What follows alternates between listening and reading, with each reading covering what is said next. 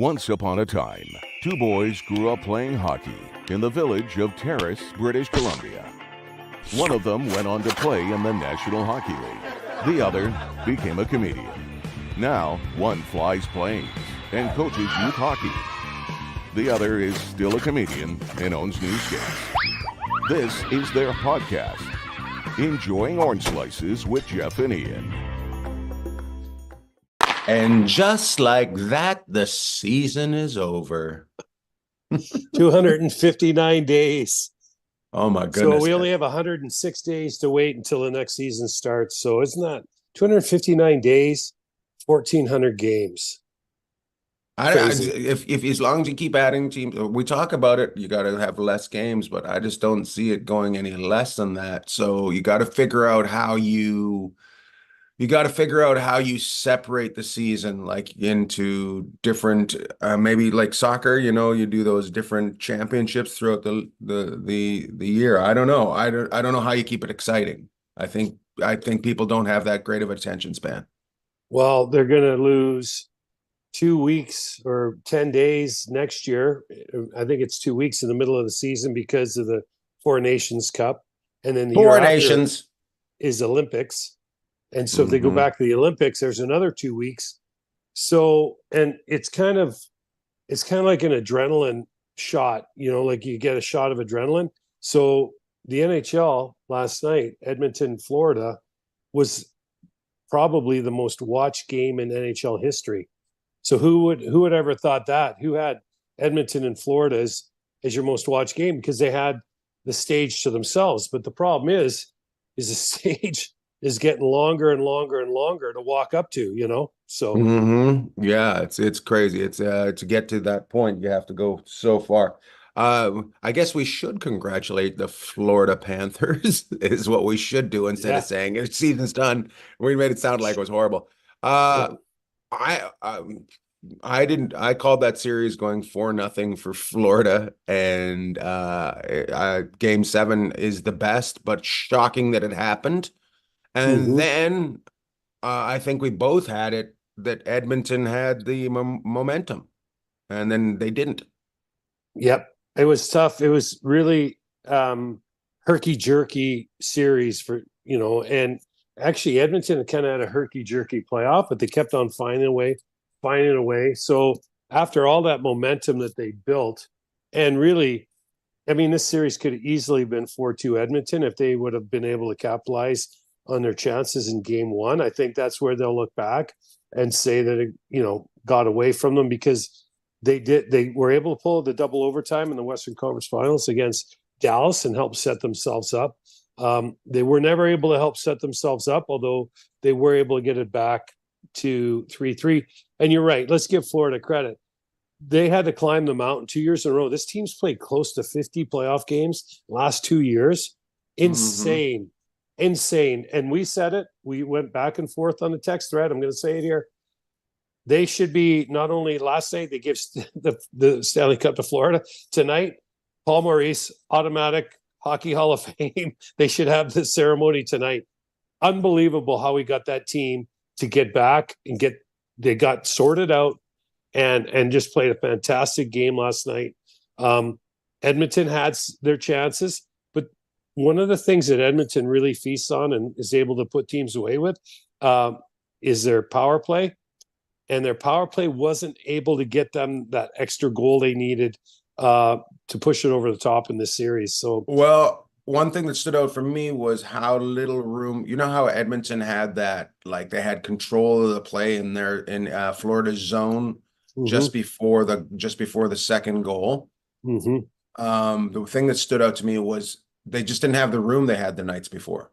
There just wasn't the room. Somehow Florida decided that they were going to play differently again and lock that all down, and it just wasn't there. That extra step was not available. So, how many times do you see it where there's a fantastic chance at one end, can't believe it didn't go in, and they go down the other end and the NHL and score? I mean, it seems to happen a lot. And that's what happened there. But Edmonton really exposed. They owned the neutral zone against Florida, but last night Florida gave them that one breakaway through the neutral zone, but Florida was able to do a pretty good job of slowing Edmonton down, and then they were on them like Velcro once, especially McDavid and Draisaitl, once they got into their zone. And some of the plays, the defensive commitment from Florida last night, and Edmonton too, but Florida, it was bounced around like a ping pong ball in there, and they found a way to bat it out and raise their level that they hadn't been able to raise or find in games 4 through 6. Yeah, it was I don't know, it was the ending that should have happened, but I don't know if it was the ending that people wanted. I don't know. Does that make sense? Yeah. You know, and I don't have a theory on this, but I'm going to talk about it for a second. Today, I really want McDavid to get Stanley Cup. And I know all our Canadian friends are like, we got to get it back to Canada. And you know what? I don't, you know what? I get it. I mean, the last Stanley Cup that was won in Canada, you and I were both living up there still, or partially anyways. But I get that part of it. Like, you know, it's a big, you know, feather in the cap for the country and everything. But more than that, I want to see McDavid get a cup because I really want to see our superstar. And I kind of feel today, I kind of feel, you know, I mean, I'm not going to sit there and go, I love Edmonton. I love watching them play. I mean, if you're going to give me a Canadian team, I'd love to see Vancouver, Winnipeg, to be honest with you. Right. But, you know, Edmonton's fine too. I love Kenny Holland. McDavid, I would love to see him get his cup. I really am pulling for him to get one because we need our superstar, our hockey superstar, to get his cup. And I think he will at some point. But if you look at the other side of the coin on this, and I was talking to my nephew about it this morning, Kalen, and, you know, he's a little bummed out today. And you know, I think we all are to a certain degree. There's a letdown after something like that, unless you're a massive Florida fan. But if you turn that coin over and you look at what would have happened to Florida's organization if they would have come back, and you don't want to say laughing stock but you know what? There's only a couple teams in the history. What was it? The 42 Leafs that came back and beat the Red Wings. That's when there were 6 teams in the league. So you had a pretty good chance of getting back to the cup, maybe within a year or so, or the next year. In this league, you just don't know. And so for them to climb the mountain 2 years in a row and then would have come up short, it would have been devastating for the organization. And the one thing probably would have been torn apart, right? Well, and what I said to Kalen is the Canadian teams have unbelievable fan bases, right? I mean, you just have to turn on a playoff game to see it. Even when they're on the road, they're filling the building, right, for a watch party. The only team that isn't quite there yet is, and they're just stuck in between, is Ottawa, right? Because they don't have a rank. They're in between Montreal and Toronto. But I just look at what could have happened. You got to look. Florida is 30 years into this, still trying to build their fan base. Everybody comes down to Florida for vacation, so they play a lot of games where the road team has a ton of fans in their building. That market is, you know, not always the quickest to respond. Like when the Heat were really good, it'd take till halfway through the first quarter or into the second quarter for everyone to get there. The Dolphins have been around a long time. It's kind of a late arriving crowd, kind of meh. You know, there's so much else going on. So I think from an organization and maybe a league perspective, this was an absolute must for Florida. And they were able to pull it off.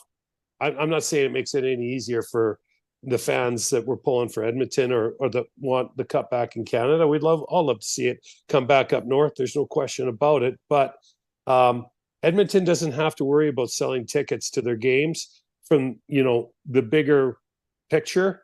And I know no one in Edmonton cares about that today, but you know, I was just sitting there thinking, I'm like, this would have been absolutely devastating for that organization. And now, you know, they are Stanley Cup champs, and them and Tampa Bay are 3 of the last 5, which is incredible. So anyways, they do. I think they do have a, like Vegas, they have an addition where people do want to live there, you know?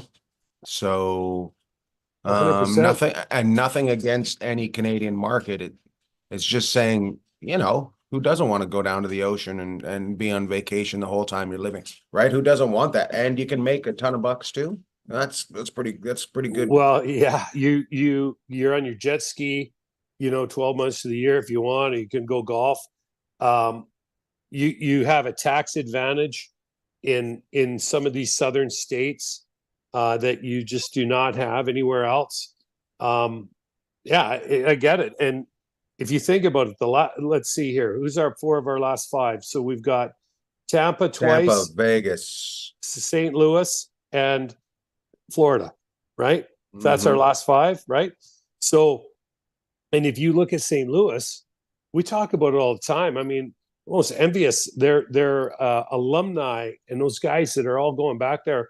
I know I can't confirm this. Maybe ask Millard this if he's able to come on today. But Paul Stastny just finished playing this year. He played a couple years here, had a place here.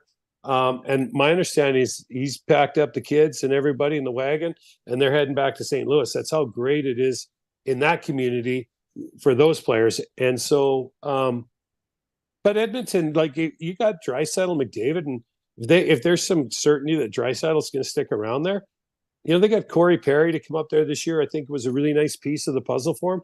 They're going to get other guys. Weird record that he's been on the losing team of the last 4 Stanley Cups. Yeah. I want to talk about too is Mess, Mark Messier. I love Mess. We got to get Mess on. Mess, if you're out there, come see us one day. One of the greatest people I ever came across in the game. But he talked last night on the ESPN broadcast about he's tired of people calling our group. He goes, he's never seen a group win a Stanley Cup. He's only seen a team win a Stanley Cup. He says, we need to get back to talking about our team. And he goes, and if you really want to go a long ways, it's got to be a family. And so he goes, start talking about our team again and our team being a family. And I thought, guys got 6 Stanley Cup rings. And I never liked it when they say, you hear it all the time, our group, because I think hockey players in general are just trying to they don't want to inflame anything, but it's okay you're not inflaming anything, but our team or we're a family. And that's I think sometimes, Jeff, I think that comes from marketing. They're just looking for a different word to use. Yeah. That's it. I don't think it means anything different than team or whatever. I just think they're looking for a different term. We like to use like robust or fluid. It's a robust or it's a fluid situation. You hear these terms, but team is to should be used. Man, you heard this when Tampa won it. You heard it when Vegas won it, St. Louis, and now you're hearing it last night. All these guys talk about is each other and how great it was to come to the rink every day. Jeff, there's no I in team, but there is a you in group. There's no I in team, but there's definitely a me and a you in group. Exactly. So, I will say this, we're going to get our life back here a little bit for a few months, a couple months anyways. Yeah. You and I talked about it too. We're like, oh man, this thing's going on forever. And then game day's like, what were you doing? You're like, oh my God, that was so great. And so tip your hat to these two teams. And I like today with Edmonton, I don't know how you put any kind, like, I don't know how you dress that up. You could see McDavid last night. They got right to the doorstep. And, I remember, when Vegas got knocked out by Dallas, Bruce Cassidy was talking about the margins being so small and they needed one more goal. Well, now we just kind of speed that up and go to the ultimate Game 7 Stanley Cup Finals. And the margins are even smaller than they were. And Edmonton was right there, and they were the comeback kids the whole playoffs. And Florida just beat them by a nose last night. I mean, that's kind of the way you kind of look at it. And they didn't play a bad game. They maybe didn't play their best game, but it was certainly a great game and good enough to win. And I mean, they hit a post. They had a McDavid on the doorstep, and somehow Florida was able to recover. Hyman, who had 70 goals this year between playoffs and regular season, had the puck on his stick, and I think it was Lusterinen or someone came back, or Montour was able to just make a frantic, Because pushed. Montour was able to put his stick down and just cause just enough that it wasn't able to get that puck in. It was crazy. A question for you. So there's been a struggle in Edmonton for the last 3 or 4 years with some problems, not being able to get to the finals. They finally get to the finals, right? How does this help out Kenny Holland's legacy? Because he's leaving. I don't think Kenny needs any help with his legacy. But does it just keep it solid? No, he's one of the top people ever to be a part of the game. I know Kenny. Like I said, I've said many times, he's the first guy I met when I became part of the Red Wings. He was the Western Hockey League scout at that time. And remember, here's a guy that's helped help. I don't want to say groom, but help mentor or assist Jimmy Nill, top executive this year in the league, Steve Yzerman. These guys worked with him, and his creations are pretty amazing. Chris Draper's still going.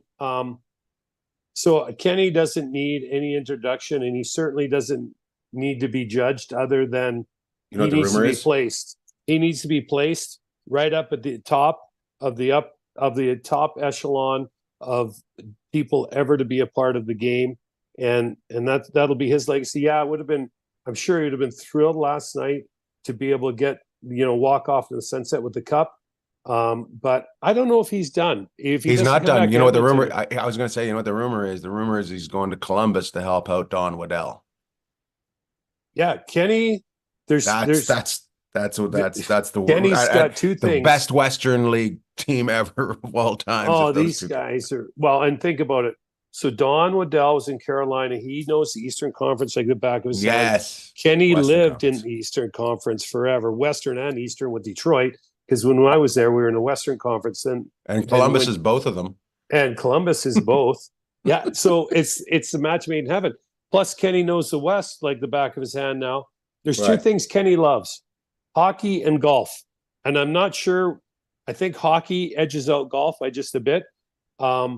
He'll be on the course next day or two. I'm sure, he'll talk to these guys and see. He might get through the draft with Edmonton. It's so close to the end of the season. It's hard to say what's going to happen. But remember, by the time everyone tunes in next week, all the coaches and GMs, their contracts end in the NHL July 1st. And so do all the player contracts. So you'll have your UFAs, your free agents, and you're going to have all your coaches and management that will not get renewed or are ready to move on. And a guy like Kenny's on what they would call an expiring contract. So Kenny will be out golfing this week. Is it the draft? Is the draft the next thing? July? No, is it free agency July 1st and then the draft, or draft and then free agency? Draft this week in Vegas. So is it this week? Yeah. So tomorrow, what's today? Tuesday. Tomorrow, they all got to be coming in. They're already coming in. So all the kids that are getting drafted will be coming in yesterday, today. I'm sure they'll be here no later than Wednesday by noon. The awards are Wednesday night. And then what awards are left? Oh, sorry. Awards are Thursday night, I think. Wednesday or Thursday. Thursday night of the awards. Draft is Friday night. Well, they got to give out the Vezina. All the guys that are going to win the awards they're all going to be here to get their awards on Friday night or Thursday night. So, speaking of awards, yeah, would you like one? Let's give you the award. I would love award, but do you think the MVP should go with it? Like, I know we talked about this yesterday. It goes, apparently you have to have your votes in 10 minutes before the third period ends, right? Which to me, in this day and age and technology, I think is stupid, right? Yeah. As soon as the game's over, you got 60 seconds, get your vote in. Boom. They're still getting things organized. It's not going to slow anything down. I do believe that if your team loses, you can't be the MVP. Well, I'm not sure. Like McDavid, what do you have? 42 points in the playoffs this year? I know, but still didn't finish it. It doesn't. I hear you. And you know what? He probably wanted the Conn Smythe like he wanted a kick in the head last night. Right.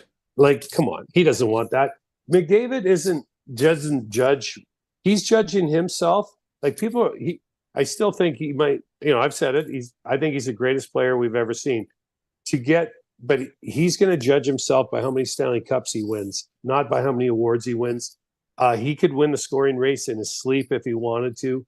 He's trying to find a way to win the Stanley Cup.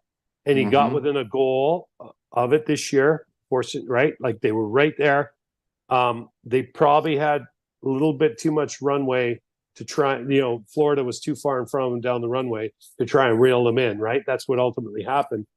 I don't disagree with you. I think I had Best of nine. like I was best of 9. Let's go. I just think it's silly too that in this day and age that we can't figure out, or you have 5 minutes at the end of the game, like the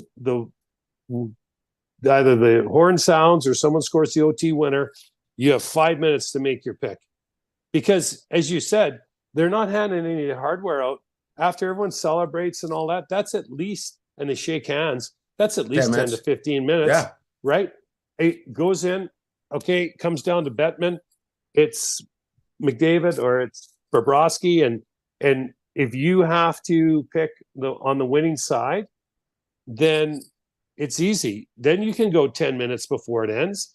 If Edmonton wins, McDavid gets it. If Florida wins, maybe Bobrovsky gets it, or Barkov. So yeah, I agree with you. There's some things we can do to kind of streamline that process. Yeah, it's interesting. And Gary's speeches are always just the most uncomfortable thing ever. You think you'd give him a little bit of a class where he gets to talk to does public speaking every once in a while. It's I just did a great Gary impression right there. Yeah, that was good. You're pretty good at doing impressions when you want to. Like your Arnold impression's good. I think I think Gary could round that off a little bit, speed it up just a bit, but he takes a lot of abuse. And again, talking to Kaylin again, we'll bring my nephew back in. Since he's taken over the league, I know a lot of people like to take pot shots at him, but we did have Edmonton and Florida last night, with Edmonton with a chance to win it. Like in Florida, it wouldn't exactly have been considered a juggernaut a couple years ago, right? Yeah, they won, but over the course of their history. So the salary cap and the parity is there, right? You got these two teams that, Fort Lauderdale, that area is a big market, but it's not a huge market. It's not like Chicago or Toronto or something like that. So I give Bettman credit because the players are rolling in the dough. Bettman's got nothing to do with the players getting their dough, because Bettman works for the owners. He makes the owners money. He is there to make the owners money. On the other side, and I don't even know who runs the players union anymore, but the players union have done well for the players. That's the 100%. Other side. Because I guarantee if the players union was weak, they wouldn't be getting the salary caps. That's all players union. Yeah, and the salary cap's going to increase between 5 and 7 million. I think it goes to 88 from 81. God, I can't wait. That means they're going to have room for me to play on a team. Yeah, you can play. You and I can play. But I mean, he takes some heat. He does need to clean up his speaking. He's not. Wouldn't say he's the best public speaker, but I think the league's I like when he acknowledges the booze. I do. He just.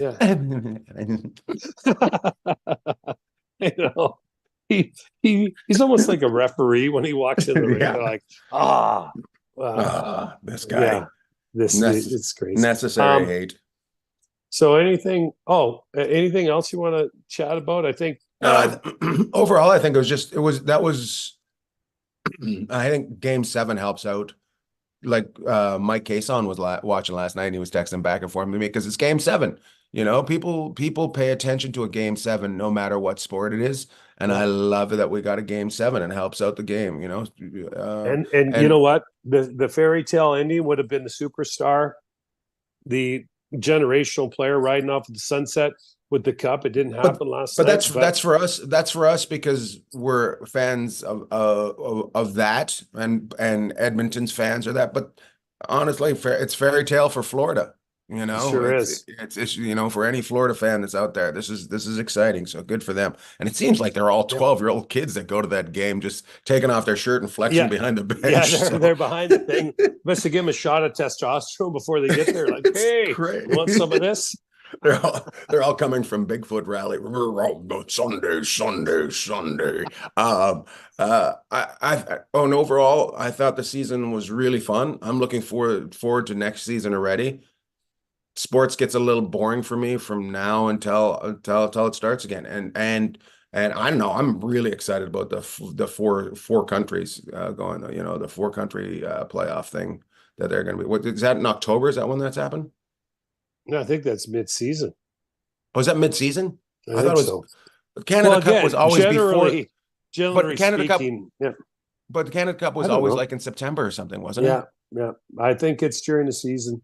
No, But you know what? We're either right or we're wrong, right? It's not at Oh. the end of the season, so it's either at the start or in the middle. great.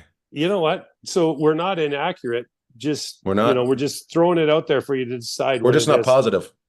No, yeah, we're not about facts. We know that. We're not about But facts. It'd be great if they did it at the end of the season, just before the Stanley Cup. hey, everybody gets 2 weeks off. We got to get this tournament in, and then we'll be back. Like, all the scrubs get 2 weeks off, and the best players have to play. oh my God, I can only imagine. Today it's like I say, Florida top shelf. Like, great job, tip of the hat. The organization, what they went through and got blitzed by Vegas last year to come back. And let's not forget, like, we talk a lot about McDavid in Edmonton, which we should, because this guy and Draisaitl and the rest of the team, they really went on a hell of a run. But let's not lose sight of the fact that Florida got blitzed by Vegas, came back to be one of the better teams this year, beat who'd they beat? Boston or Tampa, Boston, and the Rangers to get a chance to play Edmonton, who was the hottest team in the league from after their terrible start. So, I mean, these guys, the teams they beat, it's pretty remarkable. It's not like they were able to get a bye or maybe a series that suited them a little bit better. Everybody they played was just rough and tumble and had all kinds of firepower. And the team that was there at the two teams that were there at the end should have been there. We were disappointed in some teams not getting as far, but they just weren't. At the end of the day, they just didn't have it. So, if you're building a team, which team do you build after? Do you try to go towards more like Edmonton with star power, or do you go more like Florida with grit? I think what you do is so Florida's got Barkov. He's like a young Kopitar. You got Kachuk, who's kind of, does his thing. Bennett's really found himself in, Bennett, I think, was 4th overall pick in the draft. So it wasn't like Sam Bennett, came out of nowhere. Sam Bennett was a very highly touted. Reinhart's found himself, but you watch Reinhart play, reminds me a lot of his dad. His dad was such a smart player. Reinhart is such a smart player. Wicked release. So you have those guys. Edmonton's got their stars. But where Florida was able to, I think, make themselves better is they were able to surround their top guys with depth players. Like, they brought Stenlin in from Winnipeg this year. They got Mikula from St. Louis. I couldn't believe 77, the big D. They've got Kulikov, who Paul had in Winnipeg. And then you had Ekman Larson, who was on the scrap heap, got bought out in Vancouver. So you brought these guys in, but the thing is that they did is all those guys, again, today's length and range in the NHL, very similar to what they want in the NBA. Stenlin's what, 6'5" or 6'6"? Mm-hmm. Mikula is 6'6", and those other two, Ekman Larson and Kulikov, are 6'2", 6'3". So they were able to improve their defensive game just enough, but they didn't sacrifice their offense. And where Vegas took advantage of them last year in the playoffs, and they were banged up a bit. I think everyone is by that point. But Vegas was able, their depth was able to match and exceed what Florida had. Whereas if you look at this, you look at the depth like Connor Brown and Janmark, Broberg. Edmonton had their guys too, but I think in the end, Florida maybe had just enough, one or two other guys, just enough to help push them over the finish line ahead of Edmonton. And let's talk about Broberg for a second. This kid didn't play for 50 days or something crazy. And then he came in. This guy's unbelievable. And how he wasn't in Edmonton's lineup before didn't really matter because they got to the finals anyways. Before the Western Conference Finals, this kid looks like he's the real deal. So with him and Bouchard there, all of a sudden now you don't have more that Bouchard is their man. But if you look at a guy like Broberg all of a sudden stepped up, now all of a sudden as Edmonton looks at their offseason, that kid goes in as a depth piece, but he looks like his ceiling is way above.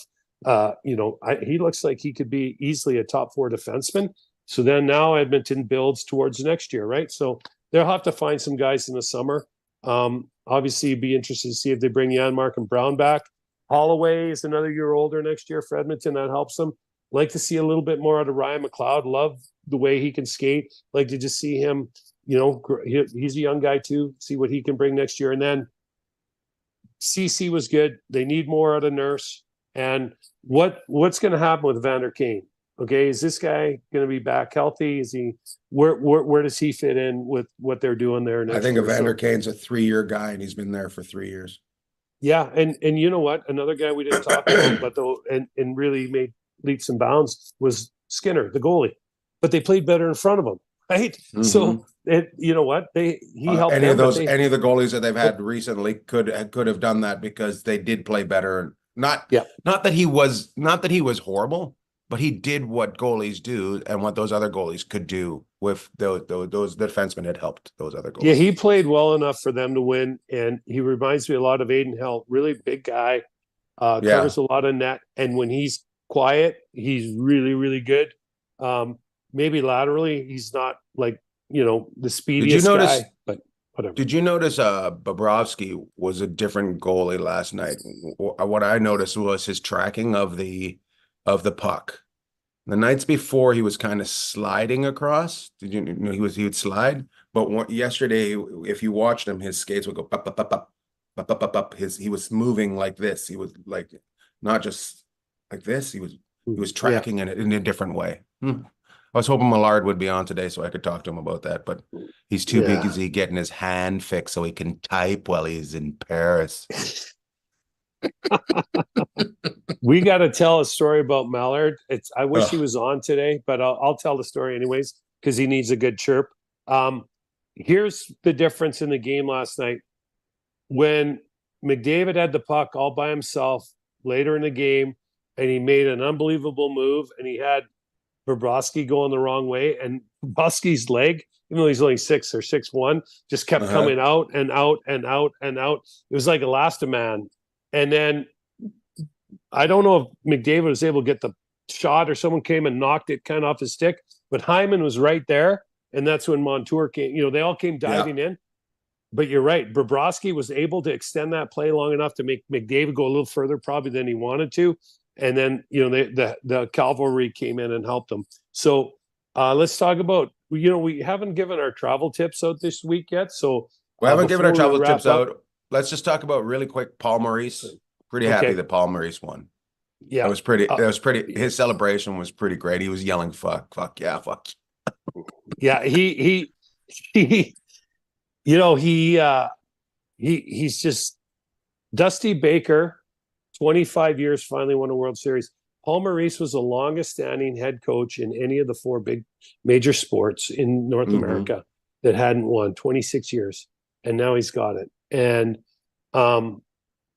he must have, I'm sure he's found out a lot about himself over the last 26 years, but all of that came home last night, and he was able to get himself and that team in a position where they were as good as they've been all playoffs. And Edmonton had their chances and had their time in their zone, but Florida didn't get flustered. They could have got upset a couple different times. the Kachuk penalty, the tripping penalty where he blew an edge and ran the guy over. That was interesting. That was an interesting call. If you look at how he handled that versus the offside call in Edmonton when Verhaeghe put, Barkov was offside in their goal, two different things, and his team responded. And Right. yeah, Paul Maurice, that's a guy we really need to get on the show again. We're lining up our guests, but the only one who ever seemed to get is Millard. Mallard seems to be it's enjoying orange slices with Jeff, Ian, and sometimes Millard. What do you think? Is Maurice, do you think, is he sleeping right now, or is he still hammered? No, I doubt he sleeps. Because the relief must be just, yeah, in every way, just must have been. Well, this is how, everyone's judged, and not everyone gets, like, when you watched the game last night, Edmonton had Corey Perry who's won a Stanley Cup. That's it. Florida had Verhaeghe and Tarasenko. That's it.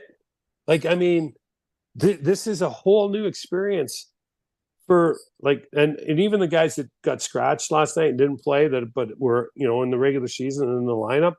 It's a whole new experience. This is what everyone plays for. So I can't even imagine. One, never mind winning like 6 of them like Mess did, but give Maurice credit. We said it. He's a surefire Hall of Famer. There's no question about it now. If they wanted to hold the Stanley Cup, over his head before, but there's no holding it over it now. I don't think he probably sleeps for about 3 days, and then he shuts her down one afternoon for a little siesta and wakes up the next morning about 7 or 8.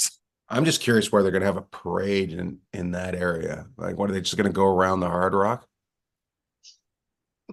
I think they have it on there's I forget the street. It's on the east side, right up against the water in Fort Lauderdale. I think they'll have it there. I don't know. They're like, I guess they could do like they do in Tampa and have it in the harbor, but there's so many inlets. It's a different kind of bay there, though, right? Than in Tampa. So I don't know. It'll be fun. It just Anyways, it's a good problem to have. Good problem to have. Good, congratulations to Paul and Maurice. Do you think he'll take it back to oh, guess who's here? No way. Should we let him in? Yeah, let's go. When he comes there, wow. Oh, look at this. This is the second guy. Oh, Emerson Edom was first. Now here he is, our second guy in a car. Yeah. Well, I saw E do it, and I thought, why am I at home? Why can't I go out and get stuff done? Yeah. Jesus. We're just happy you're not on a bicycle. It's like you're getting your doctorate and you're my wife, just going out and just being on your headphones and doing things while you're in class. That's awesome. Yeah, I should get the Beat headphones going right now too. You should, buddy. How's your hand? We're all concerned about your typing while you're in Paris. It's good. It's good. Good. Hey, I got another week to go before I can golf, and then I can make a slow transition. It's a marathon, not a sprint. It's a marathon, not a sprint, and I'm going to ignore that. That's what my doctor told me. She said, ignore those guys. I don't care about your thumbs. The medical advice is ignore Bagg and Sharples. Well, we have some travel advice today too, but we want to because we only got a few minutes because I got to go run today. But tell us about. Can we say where you're going? Are we allowed to say where you're going? Yeah, absolutely. You can go ahead and say it. Say it. You're going to jail. Jury duty. Oh, jury duty. That's right. My civic duty. I got to go do jury duty today. So, are you gonna try and get out of it? Are you going to try and get out of it? And by saying, I think they're guilty and they're all guilty, or I think they're innocent and they're all innocent. And then they'll say, I'll hold, you know what? This is my third time. And I must say, every time I go down there to the courthouse, it's very interesting. Obviously, all of us are, not something where a lot of us are used to being a part of. So to watch the wheels of justice turn, it's a fascinating thing to be a part of. So I'm just going to do my civic duty. I hate to tell you, if that's the speech you give, you're going to get jury duty. because that was so not so they Have love you on actually No, have you actually been selected before? the last time I went, okay, so I was selected once, and then they settled just before we went in, and then the last time I went in, I was the next person. The person before me was the last person picked. that. Oh, We were there man. for over 2 Did days. you ask that? Now Yeah, it you're a was crazy. perfectionist. Did you go back and ask what could I have done better to be selected? No, no. Did I not give really 100%? interested. Yeah. Pucks, get the pucks deep. Good sticks. What could I do? Head on a swivel. What can I work on for the next time that I get the notice? Yeah. Should I have looked more interested? Yeah. I got my less glasses interested. on today. I got my glasses, so there you go. Oh, they're Hey, gonna so pick you for sure Mallard, today. yeah, I don't have a chance. Tell us, Millard, before because we have some questions for you. Give us your 30,000-foot view on the final and the season as a whole. Like, just kind of give us a few thoughts from last night and maybe from the playoffs and the season. Do you want me to break down the 1,400 games individually or by segments? We already By used period. 1,400. I By already period. scooped your. Yeah. Would you shift by shift? We'd prefer. And the first game, what was it? Vegas? Who did Vegas open against? Seattle? They were the first game, right? And Pittsburgh and Vegas and Seattle. And who was the other team? I can't start believe there? you can remember that. That's insane that you remember that. Well, I don't know, Mallard. Who did Vegas open up against? Because they opened the night because they're defending champ. So expect Florida to play night one next year. Oh, it's breaking news with the schedule. Yeah, you got to have the banner raising on opening night. That just goes with it. I'm curious to see. I want to follow the cup journey, having been through it last year from arm's length, where that cup went last night. It had to find its way to the elbow room at some point. It's at the elbow. There's pictures of it at the elbow room today. There's already pictures. Yes, yeah, love that. It's there. Love that. I thought Florida was really good at making some adjustments. They still got beaten on a stretch pass, which I'm now resigned to the fact that it's going to happen every game because you can't stop it. But I don't know where Yanmark came from on that play. Heck of a pass. But I thought Florida did a good job making some adjustments. Their power play was inept at the end, a difference maker for them in a positive. And they used the same type of desperation that would be benefiting a Stanley Cup championship game in Game 7. There was a different level of engagement, which was a nice reaction to see. And it was down to a bounce. I mean, a couple of pucks were in front and thrown around. It could have easily gone to Edmonton's favor. I thought if you were going to extend the series to 8 games, I think you'd have another 1-goal game. I thought it was pretty even. Nice. We'd prefer 9. We prefer not. Hey, I do. The best of 9 in the Western League. Been a part of many of those. Yeah. Yeah. Because I think one we side, beat Kamloops the Western 1 year Conference, 5-4. the Western Conference didn't have as many teams as the Eastern Conference, so they had to extend the series to make sure that they kind of evened out. And the Western Conference would play best of 9s, and the Eastern Conference would play best of 7s. And you were in a 5-4 best of 9 series. Yeah, I think we beat Kamloops 1 year 5-4 or 5-3. So talk about going to need therapy after doing that for 4 years of your life. My God. Like, well, best of 9. Look at what happened, by the way. The 3 games that Florida lost, like Verhaeghe and Reinhart and the power play, weren't involved positively. They were, all 3 were involved in a positive in Game 7, and and you still only won by 1. It was a heck of a hockey game, though. Boy, was that fun to watch. That was fun to watch. Did you think that I was talking to Jeff about this earlier, and I'm glad you came on because I said I wanted to ask you about it. I felt like Bobrovsky was tracking the puck in a better way last night. Did you notice that? His stance was just a little bit different. He would do these choppy things where he wasn't sliding. He was sliding. Oh, no. He always does that. The little steps across. But I didn't notice them when they were losing. Yeah. He was sliding a little bit more, like he was tired. Yeah, I don't think that there was much difference from them, other than the biggest difference would have been the execution of the Oilers, quite honestly, and the looks that they were getting. They were limited last night in their looks. There were some scrambles and some incredible scrambles in and around the net, but I thought Florida did a heck of a job of clogging things up and just getting in the way and causing a disruption to the good looks in transition for Edmonton.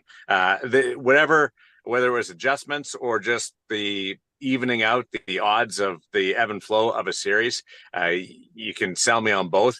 But I thought Florida did a much better job in keeping Edmonton just at bay a little bit more. Absolutely, seemed like there was almost 6 red jerseys on there at times. They're just clogging it up. And Florida had some good looks too. It wasn't the pandemonium type of just chaos around the net that Edmonton had, but I thought Florida played a pretty good game in not allowing themselves just to sit back. I thought they stayed aggressive when they could. Well, don't you? And the refs did a great job. By the way, the refs I thought did a great job last night too. Well, what did you think of the sliding, this blowing an edge and sliding? Do you think that's a penalty?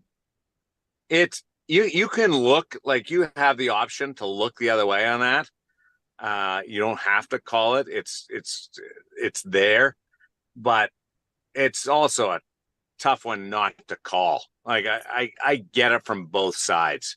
And Tkachuk, I didn't like the embellishment call early in the series that he got called for, but it's a difficult one for either team to digest. So I'm fine with it in the end, but it could have been. I'm glad in a way. I'm not cheering for either side, but I'm glad Edmonton didn't score, because I didn't want the officiating to be a talking point. But I thought they did. 2 veteran officials did a really good job last night in Game 7. If that's in a neutral zone, just put that out there that Daren Millard says he's glad that Edmonton didn't score. Which is another way of saying he's glad they didn't win. But if that happens in the neutral zone, they don't call it. Right. Yeah, and you do have the option, right? So, and that's fair, Sharps. I think and you using know what? that judgment. Here's the thing. I was going to say to Ian, like, I know there's a lot of, let's not take away from what Florida did. Like we talked about earlier, 50 games last 2 years in the playoffs. And I know there's a conspiracy theory up north, but if the Verhaeghe offside, if that would have been Edmonton and they would have scored, people would have still been talking about that. And if that would have been an Edmonton player that slid into a Florida player last night and they called it, people would have lost it. So let's give, like you said, let's give those refs credit. And by the way, Steve Kazari, the pride of Penticton, British Columbia. So it was just a question, Jeff. Calm down. If you're going to be on the jury, you're going to have to listen to both sides, bud. I do. Yeah, I'm listening to both you donkeys. Can I just take it a step further with Kazari? Where is he from? He's from the metropolis of Penticton, British Columbia. All right. And where Best does he live? province in Canada. Well, he lives here in Vegas now. But yeah, exactly. So why don't you guys just give his address away? Yeah, exactly. He's up on the west side of town.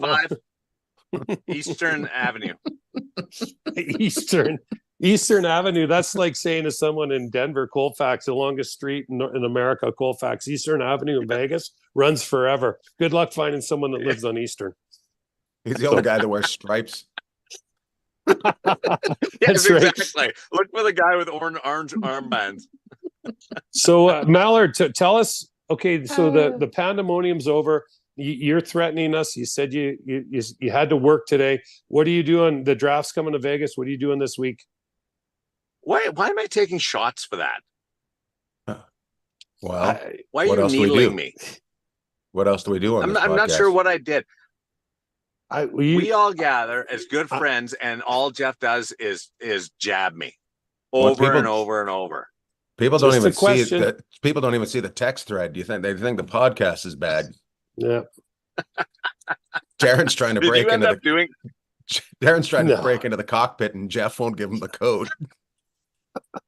I just thought, remember when kids used to go up and be able to, I thought I might be able to do that. Go, hey, You guys. can do that Just- before the flight. Why don't you go up there and ask them if they mind Well, when you that's what board? Tell them when you board from Toronto, to Vegas and then Vegas back to Toronto so you can go to Paris. That round trip you're doing out to Vegas before you go to Paris, why don't you go up there and ask them? You're going to have like 4 opportunities to get a picture in the flight deck. When they're boarding, go, hey, would you mind if I went up and said hi to the pilots? Just say it. Can I drop your name? Yeah, I have a buddy who's a pilot. Yeah, that's Everybody right. who's a pilot. Yeah, that's right. That's right. Don't say that. I have a buddy that's on jury duty. Oh yeah, good point. And I've got Sure. a number for air traffic control for you to call. Oh, Yeah, I love those. yeah. I love those. Those videos are the best. I got a number You for you do to not call. want to ever be. That's why I never bring a pen. Sorry, unable. You don't want to be getting told you want a number. Here's a number. No thanks. We've got the coaches are all gathered here every year at the draft. The coaches have a big clinic. So I'm going to see a few of those gentlemen over the next couple of days. We have the draft on Friday and Saturday at Sphere, and Vegas has a first-round pick. So I'll discuss the moments of the night with the Golden Knights first-round pick, and then I will do day 2, and then I'm back to Prince Edward Island. So it's actually a jammed week this week. That's nice. Hey, so okay, let me get this straight then. You're out of here on Sunday then after the draft or Monday? Sunday on a red eye, but I might try and get out on Saturday. Okay. Right on. But airlines aren't really keen on moving things around on you. Well, No, they you don't never like know. that. Maybe you could get out of here on a Saturday. And so what do you do? You're doing interviews today and then Wednesdays tomorrow. What's tomorrow? Kind of an off day, or do you do more? The clinic? Tomorrow is there's a clinic, and there's also I'm doing some VGK duties. We have a big equipment sale over at City National Arena where they allow people to come and pick up some of the merchandise that the players use throughout the year. So I'm helping out with that. And this year it's going to be That's great one of because my they don't have favorite an days. equipment manager. You might be the new equipment manager, Millard. I like the sound of that. Well, the coaches clinic last year, was that the one that was run by Pete DeBoer? Yeah, the different coaches do presentations, so they kind of cycle that through every year. I'm not sure who's presenting this year, but it's really as a nerd, I love sitting in on those presentations and learning things, power play or breakouts. They call them zone exits now, forechecking. I love all of that stuff. Get us some by the way, drills. the Edmonton Oilers, they won't be presenting, but you could do a hell of a presentation on the Oilers penalty kill in the Stanley Cup playoffs. There'll be a lot of people. 31 teams, in fact, will be going to town on what they did with their penalty kill because it was outstanding. Well, their penalty kill was aggressive, and they should also go to town on what, Coach Knobloch brought to the table, which was a kind of almost seemed like a sense of calm and a reliance on a few more players in his lineup. Although last night he went to the trough maybe one too many times with the superstars at the end, but it's totally understandable there. But I tip your hat the whole way through. When I was watching it, there was about 8 minutes left. I'm like, this is going to be the challenge about how much you use those superstars in the last 8 minutes. You want to use them all 8 minutes. You can't. And when do you use your timeout in and around the TV timeouts? And it gets a little dicey. And the TV timeout, the last one, came at a challenging time for them. It was just 5:54 to go in the third period. And you'd like that to actually be stretched a little bit deeper to about 3 minutes. And then you can use that. Then you can use a timeout and you can basically play them the last 4 minutes of the game if you want, if those that TV timeout falls in the proper spot. And it didn't as far as maximizing their use without emptying their tanks. No, for sure. I think, the TV timeout, like in the NBA, they can use those timeouts to their advantage. In hockey, it's not quite as an exact science as not but it doesn't take half an hour. It doesn't take a half hour to play the end of the game like it can in the NBA either. But somebody's not happy with the NBA. No, I mean the NBA plays. Might want to bring that up at the jury duty. No, I think I watched the playoffs. I think NBA does I like a great hockey job. I like hockey over basketball. Bring that up. See how that goes. Well, it might go over good in Vegas. You never know, right? We do have a few hockey fans in Vegas. So Hey, I know you do. What time do you have to leave, Jeff? So I got to go in a couple minutes here, so you two can carry on. No, Hey, don't worry. You'll be getting getting chirped after, but I love it. it's all good. Hey, so go ahead. I want to bring. We're going to wrap this up soon, but I want to put it out there right now. I think the three of us should pick a town and go see a couple games next year. A couple nights, go see a couple games. I don't know if you guys are interested in doing that. Get a couple interviews in, and just have a good time. What do you guys think? Let's go to Vegas. Oh my God. Yeah, I'm in for Vegas. No, I'm not. You guys come to Los Angeles. Well, he works. I mean, it'd be great. Like, I'm sure Mallard would like to go, but when they play every other night, he actually. There's got to be at some point. Have you ever heard of Script Sports? It's these guys are renowned. Script Sports, best telecast industry leaders. Look who's trying to get more games next year. Well, they are My pretty goal good. Is to have you. I would like to have you both on the television broadcast. Hmm. Oh, now all of a sudden he might Ian come to Bagg. Vegas. Ian Bagg, comedian extraordinaire, and Jeff Sharples, hockey analyst. Hockey We could all get banned at the same time. No, we're not all going to be on at the same time, or else it would. Taylor would quit. Our producer would quit. And he's the most patient person in the world, and Gary would get too upset. But what couldn't we go out and couldn't we go someplace and do some man on the street at the rinks for like at some places? We have enough connections that would be fun for us to go a couple places, see a game, and get some content. That's what I'm thinking. I'm good with that. We have some national games. I could probably slip away. It would need to be awesome. planned. Yes, that's what I'm saying. I'm just gonna say the strength of this group is not planning or facts. No. And we might be better at facts than we are planning. Yeah. Okay. All right. We're gonna make this. Hey, are you guys good at 10? Yeah, sure. Yeah, sure. Whatever. Well, I didn't know I had to go in until I called. I was like, oh, I thought it was going to be. I thought it was tomorrow, and I looked. I'm like, oh, I got a call. So then all of a sudden we had to push it up half an hour. So I got to go. Can you not skip it? Like, what happens if you said I got a flat tire? Oh, I'm sure people do that all the time, but I'm not doing that. Jeff doesn't. Come on. Yeah, say that. No way. Jeff. We're rule follower. My goodness. Honest to a fault, right there. Honest to a fault. You know what? We do the best we can, but society might crumble, but it's not going to start at the Sharples house. No, Doug McLean, who Sharples knows, he used to be in the National Hockey League. I'm going to see him. I saw him last week, but I forgot to talk to him about this because it was the first time that I connected with him this spring or summer, and I got to get the full update from Doug. So that took all the time. But I'm going to see him again on Thursday. He's doing a presentation for a management group, and I'm going to tell him that he has to come on Orange Slices. Yeah. So okay. Let's keep me honest on that. Keep me going on that one. Okay. Well, we have a list. Okay. So we talked about before you came on today, there's a big list of people, but really would love to get Mess on one day. Paul, we'd love to get Paul Maurice on. We'd love to get Butchie on, but hey, Mr. McLean's right at the top of our list because he's a guy that could talk about everything that's just gone on in the NHL season, playoffs, Stanley Cup, and then he can also really give us the insight on the draft and what the summer looks like. And you know, I don't think we're going to get him that quick because that's happening tomorrow. Double-edged sword. Maybe he's triple.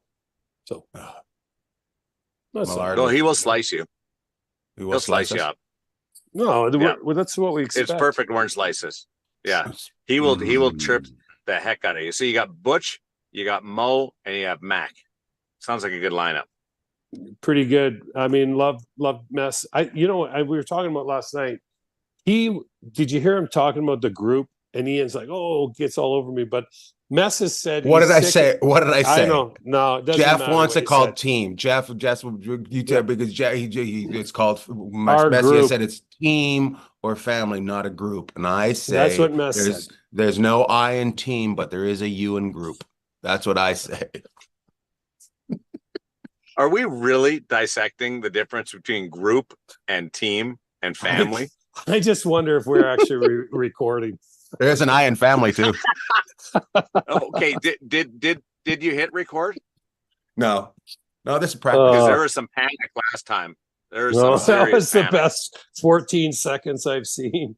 Yeah, I was ready to throw a computer.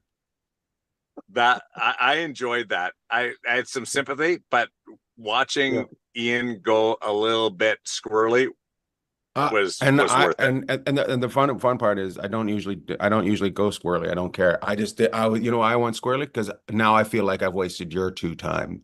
Your two's time. Okay, all of a sudden. Oh, look at that! Look who doesn't care about society. Yeah, there's no chance you get selected. You're gonna go over your last two. Yeah. Things happen in threes, right? So we'll see. So I got to roll. Do you call it a two-game? Do you call it a two-game losing streak when you don't get selected for jury duty twice in a row? I'll let you know next week how it goes. Back into the draft. For a month, okay. If you don't see me for a month, best. you know where I am. I will. That's So let's do it. Let's do it, Mallard. Let's do our shout outs. Yeah, wrap it, Mallard. Go for it. You go first. I got to think of something. Something. I'll do my shout out. Or do you want to do your shout out, Jeff? No, go for it. I know you got some fire behind yours today. Go ahead. Okay. I got to shout out TSN because I went on this morning and I was like, I'm just going to read up on what happened last night. So I went on Sportsnet and good enough. The Sportsnet TSN or Sportsnet? No, I started on Sportsnet, went wall to wall. Okay. And I know it couldn't have been easy for them to put it on there and to write some of the stuff, especially for Spectre up in Edmonton, who we read his article all the time, but they did it. Good for you guys. So then I go on to TSN to see what they have to say. And the front page is the Netherlands versus Austria. Because, if there's one thing we love around here is the Euro Cup, the group stage. And I'm like, the biggest event hockey in the history of audience was last night. And TSN is showing Group 3 Euro Cup stage, Austria, Netherlands as their front page. I'm like, come on, guys. Don't dwell. Move on. No, I know, but come on. Move on. Let's we got, I guess they call themselves, were they the worldwide leader in sports or whatever, but come on, guys. ESPN. I know. Well, whatever. I'm like, come on, guys. So a shout out to TSN. Because if there's one thing I wanted to know is what the score in the Netherlands-Austria game was this morning. So I got to see it. Could you not navigate the webpage? Did you? No, there was hockey stuff on there too. But you know what? Could you not navigate the webpage? I just wanted to see the hockey on the front page because TSN, last time I checked, that's their go-to as well, right? Toronto, Ottawa, they have Montreal games. So let's go. That's all. For an end of season gift, Ian and I are going to buy Sharples a mouse so we can navigate the webpage. Point and click. Point and click.